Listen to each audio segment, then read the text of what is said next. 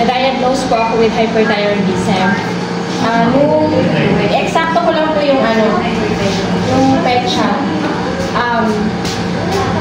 March 1 po ang laboratory ko at na-diagnose na po na may kinakapan ako. May hyperthyroidism. Ang FT4 ko po is 31.65. Ang reference niya, yung normal range niya is between 12 to 22. Then, Friday po yun. Saturday, nabasa ng doktor, sinabi sa akin na gayon nga yung results. Then, on Sunday po, nag-take ako ng quantum. Yung pinapenta ko na 13 patak lang. Then, on the next day, March 4, pumunta na po ako dun sa endocrinologist kung sino yung mismong specialist ng sakit na to.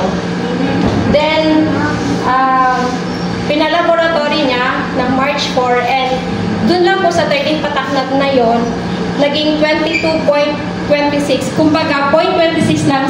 Kumbaga, sabit-sabit po na pasok na ako sa normal range na hanggang 22. Then,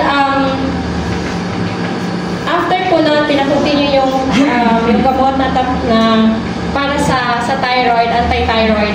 And for 6 weeks, ganun po yung ginawa ko and then quantuming lang po. Actually, ang ginawa ko lang, quantuming 13 patak in a day lang.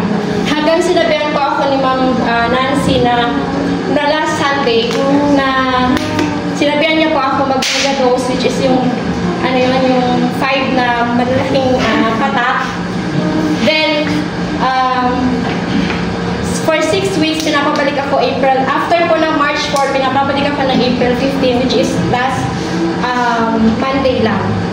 Monday, pumunta ako ulit sa laboratory at thank you po sa Fantomin kasi from 31.65 ng March 1, then March 4, 22.26, April 15, 13.68 na lang po ang FT4 ko.